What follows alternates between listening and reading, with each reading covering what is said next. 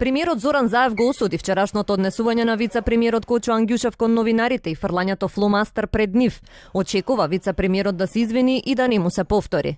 Заев вели новинарите не треба да го сватат тоа како демонстрација на сила и моќ, ниту пак како обид за цензура. Како професор многу често го користи во неговата експликација и објаснување фломастерот, но верувам дека ќе продолжи да го користи за објаснување на тоа што го работи тој како потпредседател за економски прашања. Нашата тенденција е да бидеме транспарентни до крај. Зборуваме за се во Македонија и сакаме за се да зборуваме. Дури и кога тоа е непријатно за владата, треба граѓаните да знаат. На тој начин веруваме дека ќе се поправиме.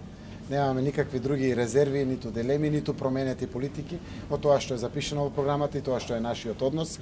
Луѓе сме, работиме и некој пат веруваме дека можеме да сгрешиме. Ангјушев пак во гостување на емисијата Анализа на телевизија 24 вчера тврдеше дека немало никаков инцидент. Јас не би се согласил дека имало било каков инцидент. Тоа беше еден брифинг на кој што беа присутни 20 на новинари, 2 професори од Градежен факултет, министер, луѓе од кабинетот и така натаму, директор на јавното предпријатие.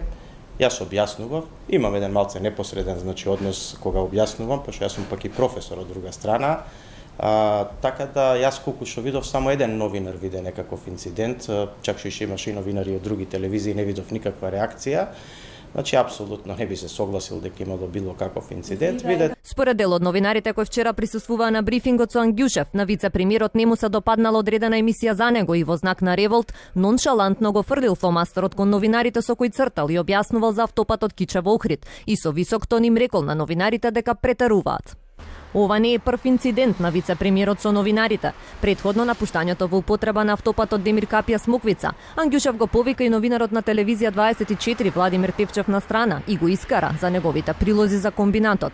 И председателката на Transparency International Слагјана Тасева неодамна објави дека вице-премиерот и се заканувал поради обвинувањата за негова наводна вмешаност во продажбата на фени индустри. Премиерот со коментари за стипендијата од $40.000 која Министерството за образование ја додели на ќерката на министерот за надворешни работи Никола Димитров. Премиерот не гледа ништо неетично во доделувањето на стипендијата, бидејќи како што вели се работи за деца, а стипендијата била законски доделена. Од опозицијската ВМРО ДПМН пак побараа од министерот или да ги врати парите или да си даде оставка и ја обвинија владата за непотизам.